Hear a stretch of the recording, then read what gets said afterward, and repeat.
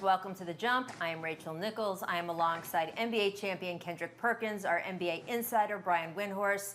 And guys, only two NBA franchises have not issued a public statement on the civil unrest that's been wrenching the country since the death of George Floyd 8 days ago. One is the Spurs, although their team president Greg Popovich instead did give an extensive interview on the subject. We'll get into that in a moment. The other, though, is the New York Knicks, and ESPN has obtained an internal email which addresses the decision to remain silent. The email reads, quote, "We know that some of you have asked about whether our company is going to make a public statement about the killing of George Floyd by a Minneapolis police officer. I want you to know I realize the importance of this issue. Therefore, I want you to understand our internal position." It goes on to say, quote, "This is a turbulent time in our country. The coronavirus and civil unrest have taken their toll on the way of life. We at Madison Square Garden stand by our values of respect and peaceful workplace. We always will. As companies in the business of sports and entertainment, however, we are not any more qualified than anyone else to offer our opinion on social matters." Now, ESPN's Pablo Torre tweeted this, quote, "I have just been told that dozens of disgruntled MSG employees are currently meeting without Jim Dolan to discuss Dolan's internal memo and position on this subject. It's the equivalent of a players-only meeting, except it's the non-player employees who are meeting." Perk, what do you think of all this? Do you buy James Dolan's reasoning for staying silent? Rachel, nothing surprised me no more when it comes down to James Cupcake Dolan. And if you want to be nice about it and call him James L. Dolan, make sure the L stands for lost, because he's lost. Now here it is, the most valuable franchise in the NBA had a choice to speak out on civil rights, and they dropped the ball again.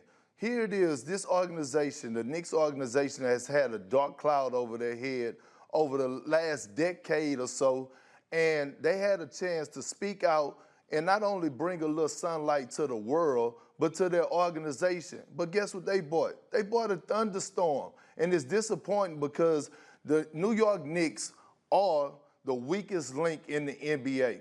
They don't represent what the NBA is all about. The NBA is not all about basketball. The NBA represents a brotherhood. The NBA represents leadership. And guess what? James Dolan and the New York Knicks lack in both of those categories.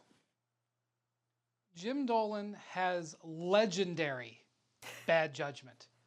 Legendary. It's been happening for decades, all across the board. This is a guy who once wrote a song and performed it, recorded it, about Trayvon Martin. I knew you were going to say that. He has hired many, many people to Just help sad. him with this bad judgment, and he apparently doesn't listen to any of them. We all have mistakes in judgment. We all rely on people in our lives to correct us. He doesn't listen to them. One of the reasons why he keeps going through coaches and general managers is because of this judgment. He hired Leon Rose, one of the great agents in the business, to try to help him fix his reputation with players, because he couldn't even get Kevin Durant or Kyrie Irving interested in joining the Knicks last year. And I don't think this is going to help one bit. Well, Kendrick, that's what I was going to ask you is, look, this is a guy who really, since the Phil Jackson posse comment, it's not just that James Dolan and his opinion and the way he runs the franchise has been an issue, but for a lot of players, the way things went with that period certainly had turned them off to the franchise. And Leon Rose was supposed to be someone who was trusted by players, such a good communicator, someone who has a great reputation in the league, and he was going to tell guys, hey, don't worry about the larger thing. Trust me. You can trust me. If you were a player today, Kendrick, would you buy that? Would that be enough for you? No, Rachel. And like Brian said, it's a reason why he can't land superstars. It's a reason why they dropped the ball not signing Kevin Durant and Kyrie Irving this offseason. No one wants to play for James Dolan and the Knicks. Like, they're a dysfunctional organization, and if I'm a player, I don't want to go there. And right now, just think about it. Players are mad. Some of the people in the front office are mad because that organization can't issue out a statement while the world is dealing with a crisis in a trying time and is in an uproar. So no, I wouldn't be a Knick. I'm sorry. A statement is literally the least that this franchise could do.